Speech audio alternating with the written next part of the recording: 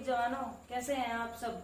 आई hope कि आप अपनी वर्दी को पाने के लिए पूरे जोश और जुनून के साथ में अच्छे से आप अपनी तैयारी को कर रहे हैं।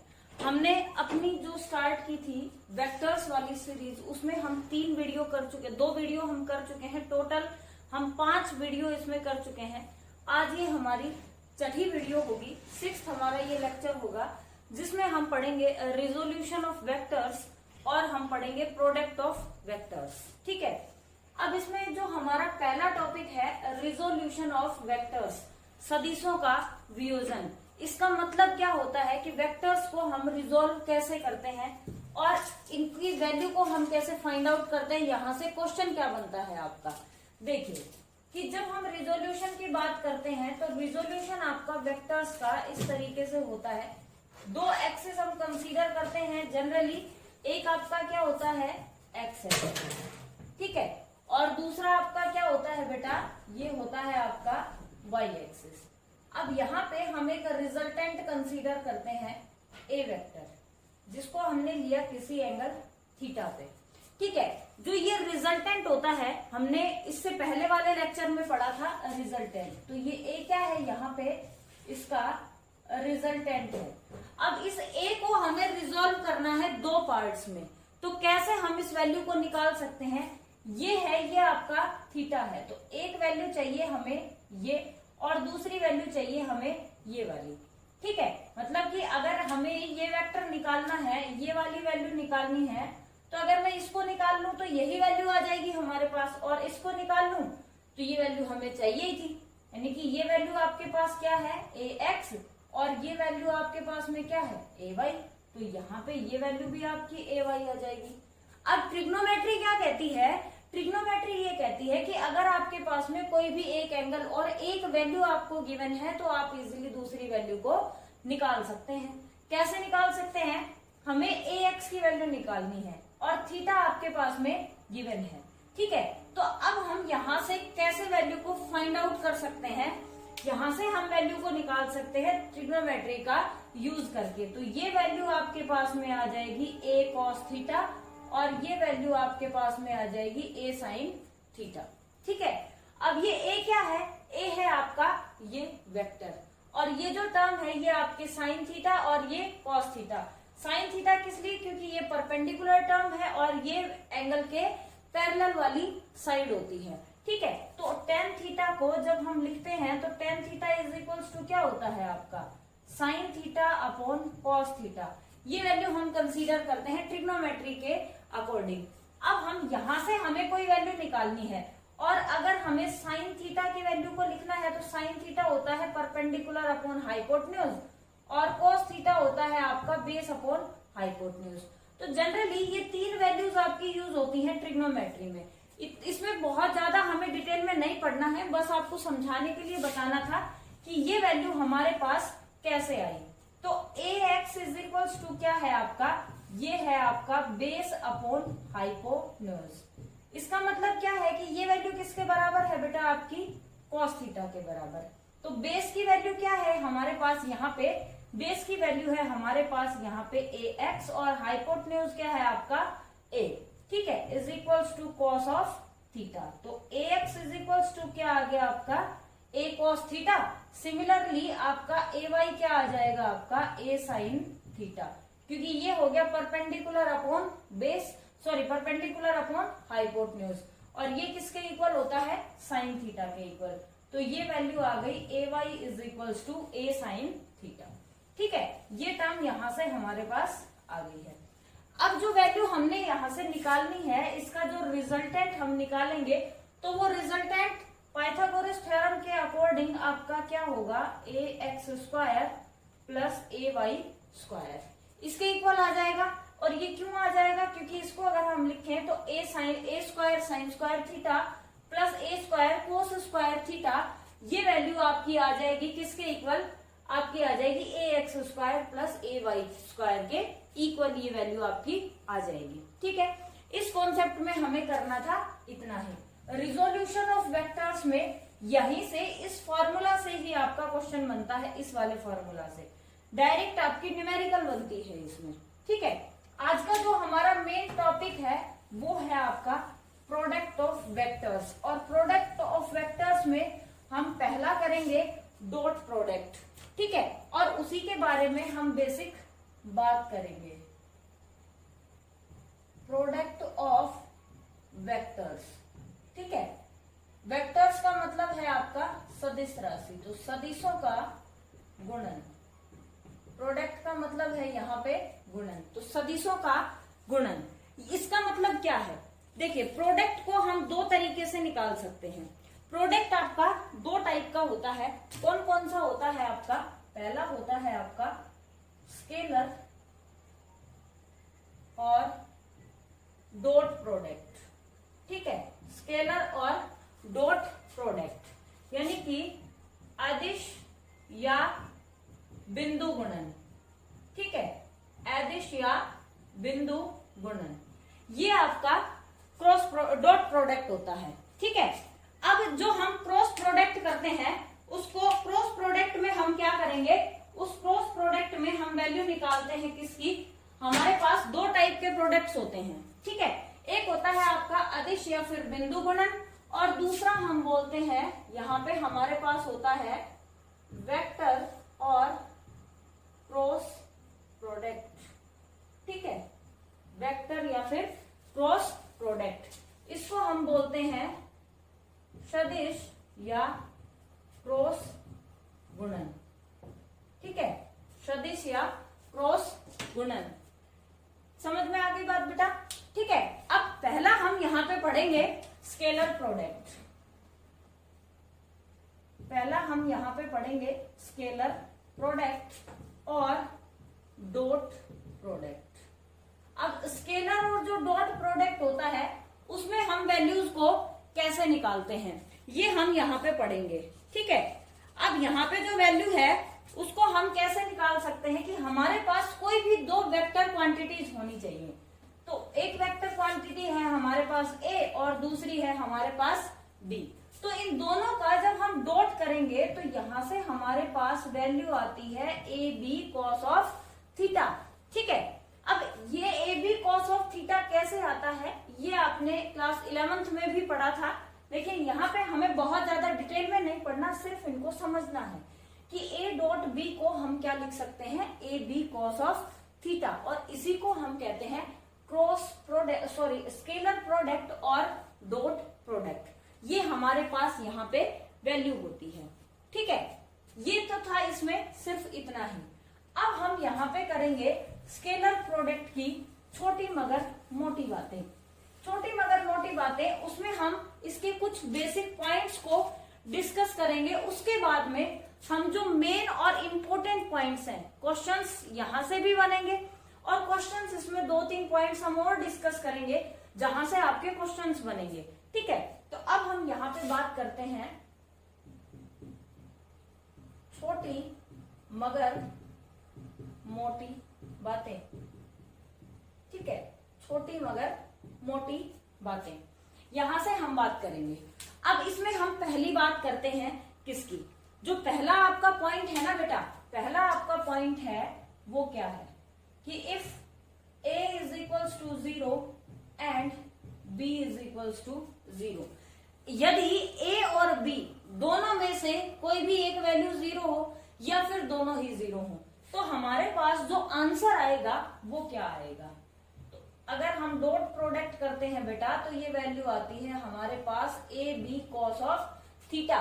तो अगर इन दोनों में से कोई भी वैल्यू हमारे पास 0 हो जाती है तो वो थीटा वैल्यू को भी क्या कर देती है, 0 कर देती है, ठीक है। अगर हम किसी का भी मल्टीप्लाई 0 के साथ में करते हैं तो उसका आंसर क्या आ जाता है बेटा, 0 आ जाता है, ठीक है। अब मान लेते हैं कि हम एक बात और पढ़ते हैं कि अगर a को हम 0 के साथ मल्टीप्लाई करें तो क्या आएगा, 0 आएगा। मतलब अगर हम b को 0 मान ले तो इसका आंसर क्या आएगा, 0, और यदि हम a को 0 मान ले तो भी आपका आंसर क्या आएगा बेटा, 0 ही आएगा। समझ में आ गई ये बात, ठीक है। ये नोट्स आप जो बेसिक चीजें हैं उनके नोट्स आप साथ साथ बना ले। थ्योरी में आपको बहुत ज्यादा लिखने की जरूरत नहीं होती है, आपको सिर्फ क्वेश्चंस की प्रैक्टिस करनी होती है यहाँ पे, ठीक है। तो उसका बेसिक कॉन्सेप्ट आपको पता होना चाहिए, आप इजीली क्वेश्चंस को निकाल सकते हैं, कोई आपको यहाँ से दिक्कत नहीं आती है। सेकंड हम बात करते हैं कि the dot product of two vectors is a scalar quantity. Second हम यहां पे बात करते हैं द डॉट प्रोडक्ट, बहुत ध्यान से समझना बेटा इस बात को, of the dot product of vectors is scalar quantity. ठीक है, डॉट प्रोडक्ट मतलब क्या है? सदिश गुणन। सदिश गुणन किसका? दो वेक्टर्स का। ठीक है, मतलब अदिश राशियों का, अदिश राशियों का सदिश गुणन क्या होता है? एक सदिश राशियों का अदिश गुणन। ठीक है, सदिश राशियों का अदिश गुणन एक अदिश राशि होता है, एक अदिश राशि होता है। अब इसका मतलब क्या है, इसको आप समझिए कि हमने एक वैल्यू लिखी a डॉट b, ये दोनों क्या है? वेक्टर क्वांटिटी है। यहां से जो हमें क्वांटिटी मिली A B cos of theta, वो हमें क्या मिली? यहाँ पे एक स्केलर क्वांटिटी मिली। जैसे कि फॉर एग्जाम्पल हम यहाँ पे पढ़ते हैं, एग्जाम्पल हम यहाँ पे कंसीडर करेंगे जो आपके बिल्कुल क्वेश्चंस जो एग्जाम में आ सकते हैं वो वाले। सबसे पहले हम बात करते हैं वर्क की। ठीक है, कार्य की। अब वर्क क्या होता है? ये आपका डॉट प्रोडक्ट होता है किस किस का? एफ और एस का, फोर्स का और डिस्प्लेसमेंट का। ठीक है, अब फोर्स और डिस्प्लेसमेंट दोनों ही क्या है? वेक्टर क्वांटिटी है। और दोनों वेक्टर क्वांटिटी का जो आपका आंसर आता है, वर्क आपका क्या है? एक स्केलर क्वांटिटी है, क्योंकि जब हम इसको लिखते हैं तो W इज इक्वल्स टू आपका लिखा जाता है F S cos of theta. ठीक है, ये इसका एग्जाम्पल हो गया, पहला एग्जाम्पल। दूसरा एग्जाम्पल हम लिखते हैं पावर। पावर आपका क्या होता है? पावर आपका होती है शक्ति। ठीक है, शक्ति। अब इसको कैसे लिख सकते हैं? ये आपका डॉट प्रोडक्ट होता है दो वेक्टर्स फोर्स और वेलोसिटी का, लेकिन ये क्या है आपकी? ये है एक स्केलर क्वांटिटी। इसको हम लिखते हैं P is equals to F V cos of theta. ये आप इसको लिख सकते हैं। तो ये था आपका सेकंड पॉइंट कि the dot product of vectors is a scalar quantity. किसी भी सदिश राशियों का अदिश गुणन एक अदिश राशि होता है। ठीक है, कोई भी आपके पास में दो वेक्टर क्वांटिटीज हैं, अगर आप उनका स्केलर प्रोडक्ट करते हैं तो आपका आंसर क्या आता है? It is a scalar quantity. वहां पे वो जो आपका आंसर आएगा वो आपका क्या आएगा? स्केलर क्वांटिटी आएगी। अब हम बात करते हैं, थोड़ा सा एंगल्स की बात कर लेते हैं हम यहाँ पे। एंगल्स में हम बात करते हैं तीसरे पॉइंट की, तीसरी छोटी मगर मोटी बात की। मानते हैं कि हमारे पास जो थीटा है वो क्या है? 0। हमने जो रिजोल्यूशन किया था थीटा एंगल। अब थीटा क्या था? किसी भी दो राशियों के बीच का कोण था। ठीक है, किसी भी दो आपकी क्वांटिटीज के बीच का एंगल था। तो थीटा की वैल्यू अगर 0 हो जाती है तो यहां से आपके पास में जो a डॉट b आएगा वो आपका क्या आएगा? A B cos of theta, यानी कि A B cos of 0 degree. तो a डॉट b आपका क्या आ जाएगा बेटा? ए बी के इक्वल आ जाएगा। यहाँ पे जो वैल्यू हमारे पास आएगी ये वैल्यू आएगी आपकी मैक्सिमम वैल्यू। ठीक है, ये जो वैल्यू आएगी ये आपकी क्या आएगी? मैक्सिमम वैल्यू आएगी। अब अगर इसी थीटा को हम चेंज कर दें, मतलब जो फोर्थ पॉइंट है हमारा, उसमें हम थीटा की वैल्यू को क्या ले लें? 180 डिग्री ले लें। ठीक है, थीटा 0 था, मतलब वेक्टर्स क्या थे? पैरेलल थे। अब क्या हो गए? एंटी पैरेलल हो गए। ठीक है, यहाँ पे जो दोनों क्वांटिटीज थी वो कैसी थी? पैरेलल। ठीक है, पैरेलल थे इस कंडीशन में। और यहाँ पे क्या हो गए? आपके एंटी पैरेलल हो गए। जो दोनों वेक्टर्स थे वो क्या हो गए? Anti parallel. तभी तो उनके बीच में एक ये और एक इस तरफ, दोनों के बीच में जो एंगल बना वो कितने डिग्री का बना बेटा? 180 डिग्री का, और यहाँ पे क्या थे, दोनों वेक्टर्स एक ही तरफ थे, पैरेलल थे दोनों, तो ये आपके क्या हो गए, इनके बीच में जो एंगल बना वो कितने डिग्री का हो गया, 0 डिग्री का हो गया। ठीक है, सारे कॉन्सेप्ट्स को ध्यान से समझेंगे बस आप। ठीक है, तो आपके सारे क्वेश्चन, सारे कॉन्सेप्ट यहीं पे क्लियर हो जाएंगे, आपको कोई भी प्रॉब्लम नहीं आएगी। सिर्फ एक जुनून और एक जोश के साथ में आप सिर्फ तैयारी करते रहिए, अपना दिल और दिमाग सिर्फ आप बोर्ड पे फोकस करिए। ठीक है, अगर थीटा की वैल्यू हम लेते हैं 180 डिग्री, तो थीटा की वैल्यू जब 180 लिखते हैं तो a dot B is equals to क्या आता है बेटा, ये वैल्यू आती है आपके पास में A B cos of 180 degree. और कोस 180 की वैल्यू क्या होती है बेटा, कोस 180 की वैल्यू होती है आपकी -1, तो ये वैल्यू आ गई आपके पास में -ab। ठीक है, इस कंडीशन में जो आपके वेक्टर्स हैं वो कैसे हैं, एंटी पैरेलल हैं। रीजन क्या है, क्योंकि वहां पे जो एंगल बन रहा है दैट इज 180 डिग्री, एक अगर इस तरफ जा रहा है तो दूसरा उसके अपोजिट डायरेक्शन में जा रहा है। ठीक है, अब हमारी बात आती है फिफ्थ पॉइंट की। फिफ्थ पॉइंट है हमारा इंपॉर्टेंट पॉइंट है। पॉइंट तो ये सारे ही इंपॉर्टेंट है, कुछ पॉइंट ऐसे हैं जो काफी ज्यादा इंपॉर्टेंट है जहां से डायरेक्ट क्वेश्चन आपका बनता है। कंडीशन क्या है, कंडीशन, यहां पे हम कंडीशन लिखेंगे, किसकी कंडीशन लिखेंगे यहाँ पे, अब हमने थीटा की दो वैल्यूज को डिस्कस किया है, एक 0 डिग्री और दूसरा 180 डिग्री, लेकिन हमारे पास एक जो इंपॉर्टेंट क्वांटिटी थी ना वो तो हमारी रह ही गई थी। थीटा की वैल्यू हमने 90 डिग्री नहीं लिखी थी। अब वो क्या है, वो एक कंडीशन है, किसके लिए है, condition of two vectors to be perpendicular, condition of two vectors, condition for two vectors to be perpendicular.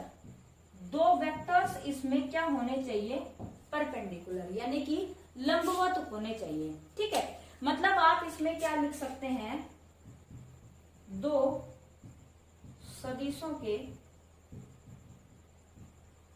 लंबवत, ठीक है, लंबवत होने की कंडीशन। और कंडीशन को हम हिंदी में क्या कहते हैं बेटा, कंडीशन को हम हिंदी में कहते हैं शर्त। यहाँ पे ये कंडीशन क्या होनी चाहिए आपके अकॉर्डिंग, ये जो कंडीशन है ये क्या होनी चाहिए, यहाँ पे होना चाहिए थीटा की वैल्यू 90 डिग्री। जब थीटा की वैल्यू 90 डिग्री होगी तो a डॉट बी यानी कि A B cos of 90 degree, तो a डॉट बी क्या आ जाएगा बेटा, यहाँ पे आपके पास में 0, और ये वैल्यू होगी आपकी minimum value. A B cos 90 degree 0 कैसे आया, क्योंकि cos 90 की वैल्यू आपकी क्या होती है बेटा, according to trigonometry that is equals to 0। ठीक है, ये क्या होती है आपकी 0 होती है। हमने कुछ 5 छोटी मगर मोटी बातें पढ़ी। अब हम नेक्स्ट बात करते हैं नेक्स्ट पॉइंट की। ठीक है, लेकिन उससे पहले हम यहाँ पे एक क्वेश्चन करेंगे कि हम, जैसे ये क्वेश्चन ना बहुत बार आपका पूछा जाता है। पूछा कैसे जाता है क्वेश्चन, यहाँ पे ये क्वेश्चन आपका पूछा जाता है a dot B is equals to 0 से निष्कर्ष निकलता है। क्या निष्कर्ष निकलता है, यहाँ पे ऑप्शंस है आपके पास में a dot B is equals to 0, b है, b is equals to 0, c है, theta is equals to 90 degree, theta is equals to 90 degree, और d है आपका ऑल। ये वाला क्वेश्चन आपका बनता है। अब इसके लिए कंडीशन देखिए क्या होगी बेटा, यहाँ पे a इज इक्वल्स टू 0 है तो भी आपकी वैल्यू क्या है 0, अगर b 0 है तो भी 0 है, मतलब ये दोनों कंडीशंस भी क्या है, एप्लीकेबल है आपकी।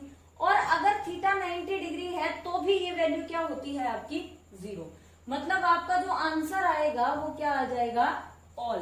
कंफ्यूज हो जाते हैं बच्चे इसमें, और डायरेक्टली उनका जो दिमाग जाता है ना वो इस ऑप्शन पे चला जाता है कि ये ऑप्शन आपका क्या होगा, करेक्ट, जबकि इसमें आंसर क्या आएगा, आंसर आएगा आपका ऑल।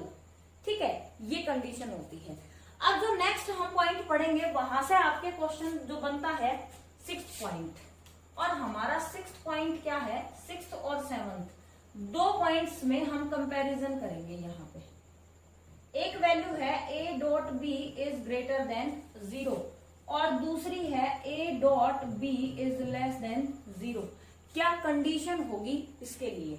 इसके लिए जो कंडीशन होगी यहाँ पे हमारे पास, वो कंडीशन क्या होगी बेटा कि यहाँ पे जो थीटा लाई करेगा वो किससे किसके बीच में करेगा? वो 0 डिग्री से 90 डिग्री के बीच में। 90 से छोटा ही होगा, 90 से छोटा होगा ये, क्योंकि ग्रेटर देन 0 है। जैसे ही 90 पे आएगा वैल्यू आपकी क्या हो जाएगी? 0 हो जाएगी। ठीक है, यहाँ पे क्या होगा? Less than 0। इक्वल टू 0 नहीं है, इक्वल टू 0 के लिए तो कंडीशन ये आपके पास 3 है। थीटा की वैल्यू अगर हमें कंसीडर करनी तो वो 90 डिग्री आएगी। ठीक है, अब यहाँ पे कंडीशन क्या होगी? थीटा क्या होगा? 90 से बड़ा और 180 से छोटा होगा, या 180 के बराबर भी आपका क्या होता है? हो सकता है। ठीक है, ये जो दोनों पॉइंट्स थे ये कंडीशंस थी हमारी, किसके लिए? कंपैरिजन करने के लिए ए और बी के बीच में। ठीक है, तो ये हमने पढ़ी कुछ छोटी मगर मोटी बातें। 7 पॉइंट्स हमने यहाँ पे डिस्कस किए। इन 7 पॉइंट्स में से डायरेक्टली आपका क्वेश्चन आ सकता है, आपका एमसीक्यू में क्वेश्चन आ सकता है, डायरेक्टली आपका ये वाले पॉइंट से डायरेक्टली क्वेश्चन आपका आ सकता है। नेगेटिव पे आ सकता है क्वेश्चन की नेगेटिव वैल्यू कब होगी डॉट प्रोडक्ट्स की, या आपसे पूछ लेगा कि मैक्सिमम वैल्यू कब होगी डॉट प्रोडक्ट की कंडीशन में, या मिनिमम वैल्यू कब होगी डॉट प्रोडक्ट की कंडीशन में। या यहाँ से क्वेश्चन आ सकता है कि कोई भी 2 वेक्टर्स को अगर हम डॉट करते हैं तो उसका जो आंसर आएगा, यानी कि जो रिजल्टेंट आएगा हमारे पास, वो क्या आएगा? वो हमारे पास क्या आती है बेटा? एक स्केलर क्वांटिटी आती है। ठीक है, अब हम यहाँ से इसके बाद में कुछ और इम्पोर्टेंट बातें डिस्कस करेंगे। और वो इम्पोर्टेंट बातें क्या होंगी? इनको तो हमने लिखा था छोटी मगर मोटी बातें, अब उनको हम क्या लिखेंगे? उनको हम लिखेंगे यहाँ पे, ये जो हमने 7 पॉइंट्स लिखे हैं, आई होप कि ये आपको समझ में आ गए होंगे। ठीक है,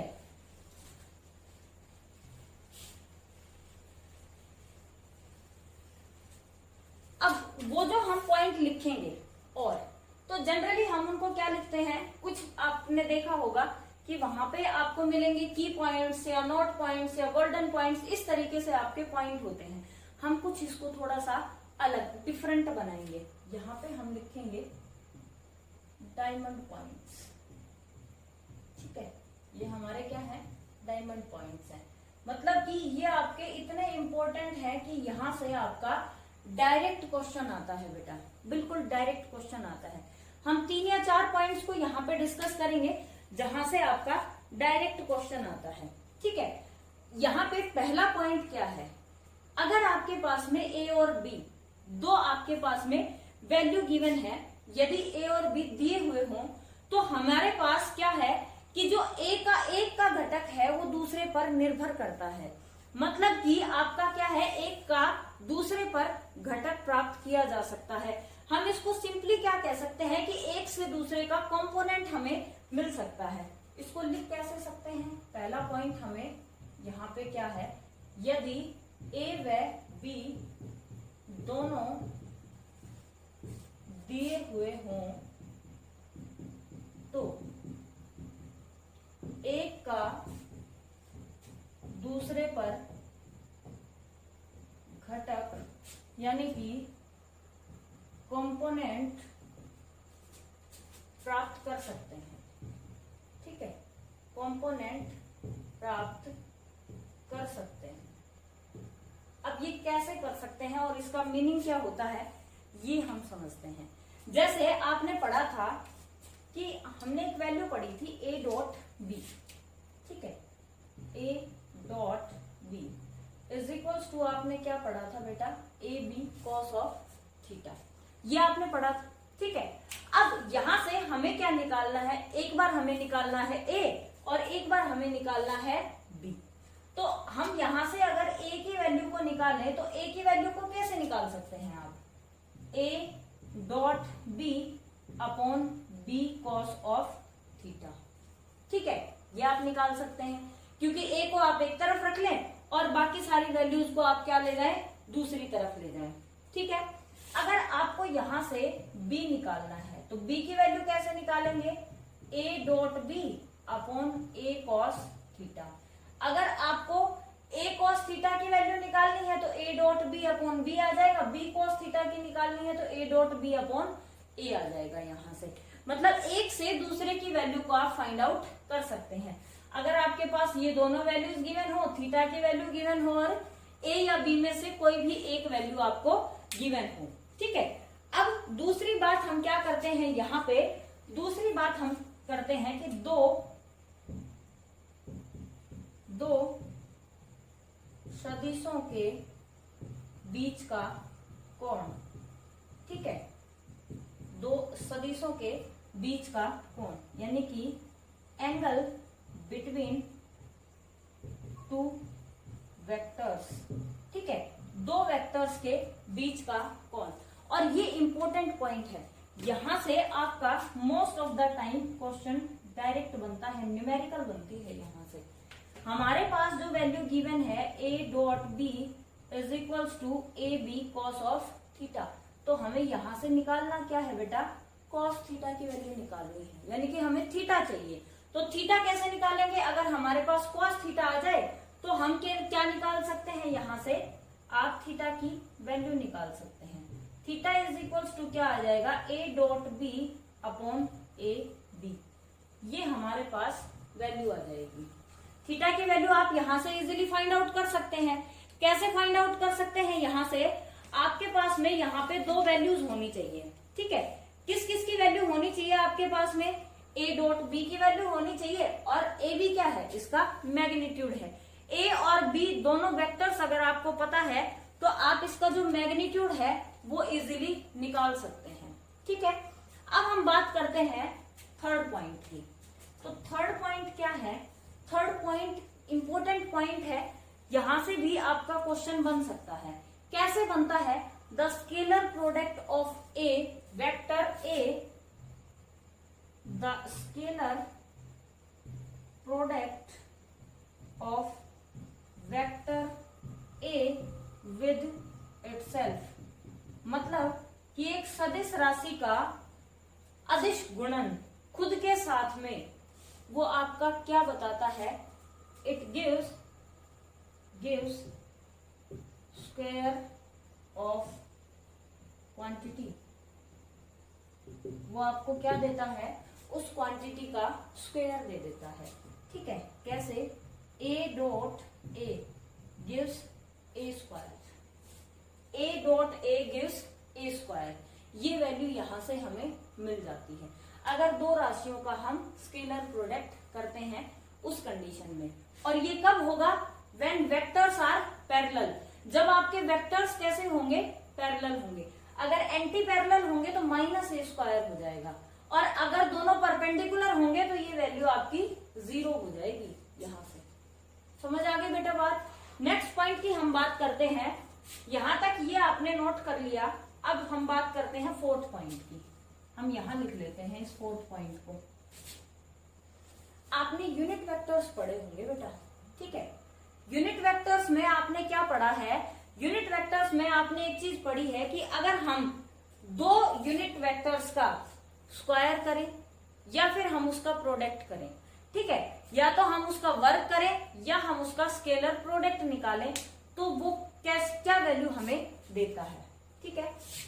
आई जे के का गुणन या वर्ग, ठीक है, यानी कि आई जे के का गुणन। कैसा गुणन, यहां पे आप लिखेंगे अदिश गुणन, ठीक है। स्केलर प्रोडक्ट और square of I J and के, ये हमें क्या देता है। यहां से हम इस बात को समझेंगे, हमारे पास दो वैल्यूज हैं, एक तो हम करें आई डॉट आई, ये वैल्यू हमारे पास क्या आएगी, इसका मतलब ये है कि ये हो गया आपका आई का स्क्वायर और ये इक्वल होता है 1 के। रीजन क्या है, क्योंकि ये जो दोनों वेक्टर्स है ना, ये कैसे हैं, आपके पैरेलल हैं। यहाँ पे जो थीटा है उसकी वैल्यू क्या है, 0 डिग्री है।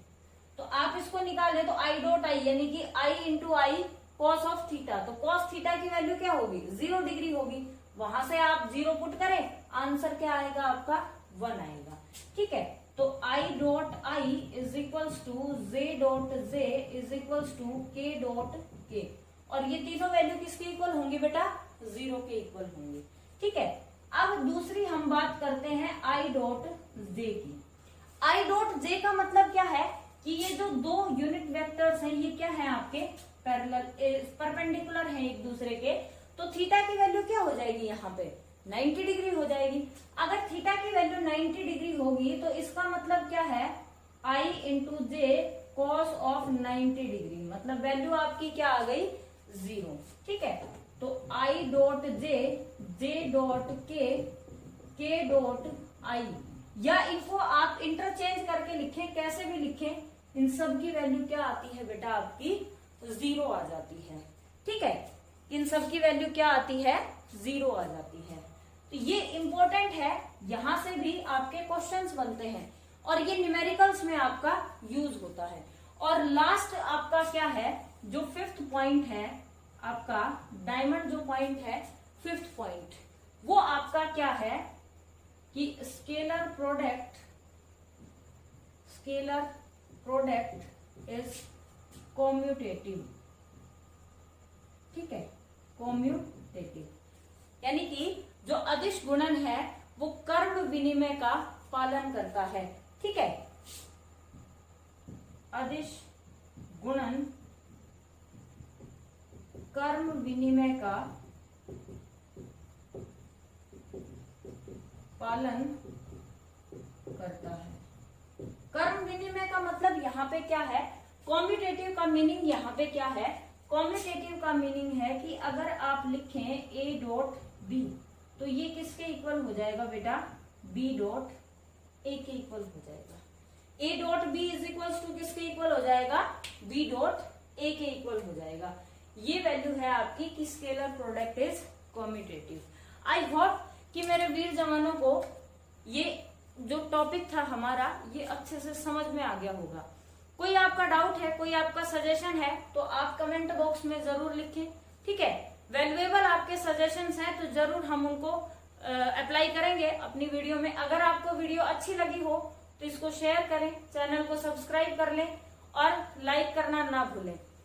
तो आप मिलते हैं नेक्स्ट वीडियो में, तब तक घर पे रहें, खुश रहें, स्वस्थ रहें और पढ़ाई करते रहें। Thank you, have a nice day, जय हिंद।